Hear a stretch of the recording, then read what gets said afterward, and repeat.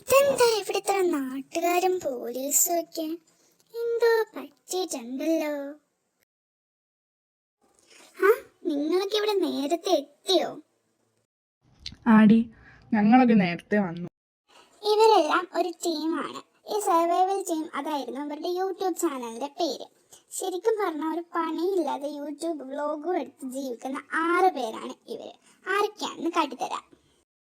കണ്ടു നിന്നിൽ കണ്ടു വർണ്ണം ചൂടും മായാതീരം ഓടുതേ മണ്ണും ഓടുതേ കണ്ണുകൾ சிவந்து தலை சுற்றியதே இதயம் வலிக்குதே இரவு கொதிக்குதே இது ஒரு சுகம் என்று புரிகிறது சொல்ல முடியாத காதலும் சொல்லிடவாத நேசமும் என்ன முடியாத ஆசையும் நம்மிடத்தில் தோன்றது ആദ്യമായി കണ്ട നിൻ ആദ്യമാം പുഞ്ചിരി കൊതിയോടെന്നും എന്നുള്ളിൽ ചാർത്താ ഇരുകോണിൽ നിന്നും ഇല പോലെ നമ്മൾ തെളിനീരിൽ മെല്ലെ അലകളിൽ ഒഴുകി വന്നിനി അരികെ உன்னை மட்டும் சுமந்து நடந்தால் உயரம் தூரம்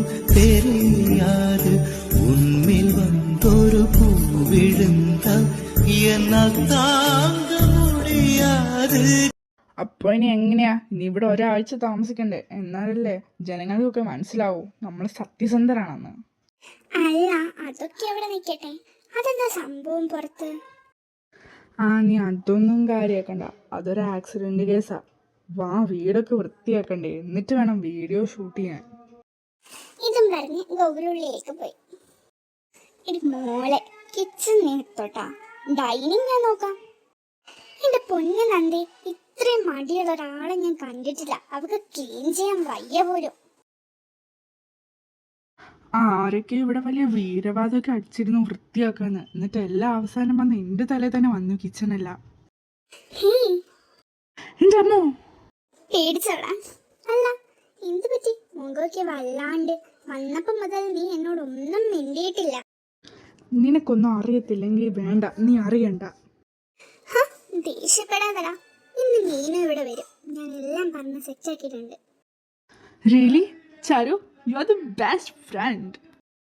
ഇതും പറഞ്ഞുകൊണ്ട് അവൻ അവിടെ നിന്നും പോയി. ഞാൻ എല്ലാം കേട്ടു. ദേ ചാരു, നിനക്ക് ഇഷ്ടമുള്ളത് അവനെയല്ലേ? ഇതൊരു ചാൻസ് ആയിരുന്നു നിനക്ക്.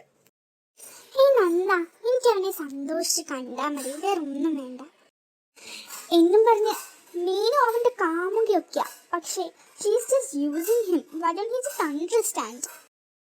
അവളൊരു ആങ്കർ ആണ് നന്ദ, ഞാനൊരു യൂട്യൂബറും. രണ്ടിനും നല്ല വ്യത്യാസമുണ്ട്. പെട്ടെന്ന് ഒരു പാട്ട് ആ ബംഗ്ലാവ് മുഴുവൻ എക്കുവായി കേൾക്കാൻ തുടങ്ങി. കാറ്റ് ഓരോ ജനാലകളെയും വന്ന് തഴുകി തുറന്നു. പുറത്തെ മരങ്ങൾ കാറ്റിനാൽ ആടി ഉലഞ്ഞു. എല്ലാവരും പേടിച്ചിരിക്കുകയാണ്. അപ്പോഴാണ് ഒരാളുടെ എൻട്രി. അതെ, മീനു.